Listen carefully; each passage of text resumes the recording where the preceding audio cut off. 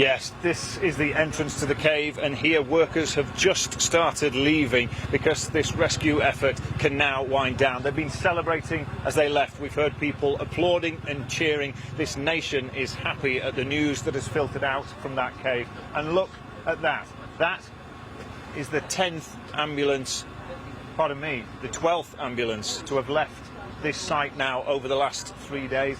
That, we assume, is carrying the last boy to have been freed, because 3 ambulances today already have left this site, taking the 9th, 10th and 11th boy to be freed to hospital.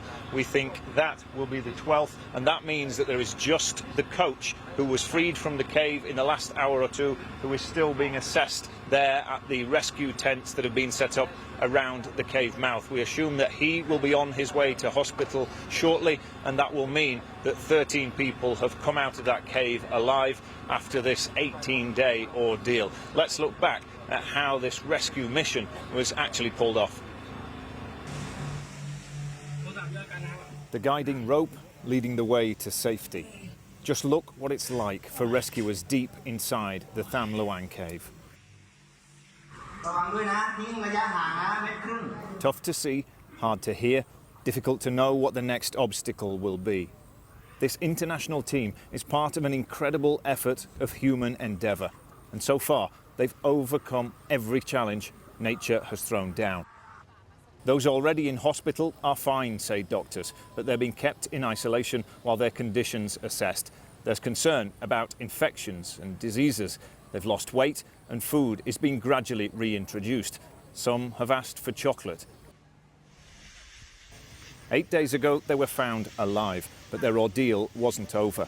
They've learned to scuba dive to make it to the surface, squeezing through passages just 15 inches wide, where the divers guiding them have to take their air tanks off. They are getting forced to do something that no kid has ever done before. It is not in any way normal for kids to do cave diving at age 11. And thinking about they being kept in a small cave for 2 weeks, they haven't seen their moms, incredibly strong kids. But against all the odds, in such difficult conditions, they made it. They are all out at the surface, and we believe there's just one of the group left here at the cave entrance being checked over. Once he is on his way to hospital, then the rescuers have to get out. And let's make sure that they all do before the celebrations begin in earnest, because we learned earlier in this rescue operation just how dangerous that cave was. A former Thai Navy diver who'd come back here to volunteer his services lost his life as he was leaving that cave, having taken supplies to the boys. That underlined to everyone just how dangerous this operation was. The fact that an experienced diver who probably experienced these conditions many times before could die in that cave.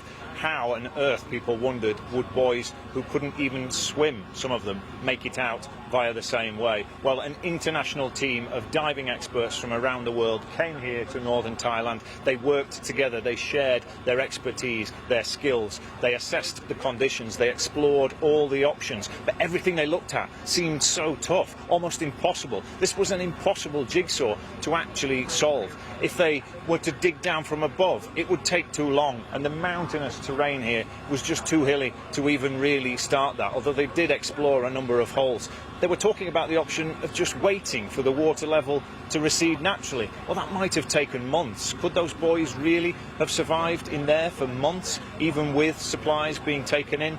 So that's why this audacious rescue plan was put together, and the cave diving experts who were in touch with the boys started teaching them to be comfortable in the water, to get familiar with wearing the face mask and breathing through it, and then to master some of the basic techniques of scuba diving so that they could make their way out through the flooded caves, through more than 2 miles of caverns to reach the surface. It took the experienced divers many hours to complete that journey, and the boys had 2 experienced divers with them, guiding them all the way, leading the way. And even in some of those narrowest bits, the boys have had to release their air supply tanks so that they could fit through such narrow passages. It's been described as an experience something like being flushed through the U-bend of a toilet, and probably in something close to darkness, not able to see where they're going or what the obstacles are. That underlines just how tough this has been, how difficult the odds were that were stacked against them. I think there were people here, although they may not have dared to say it,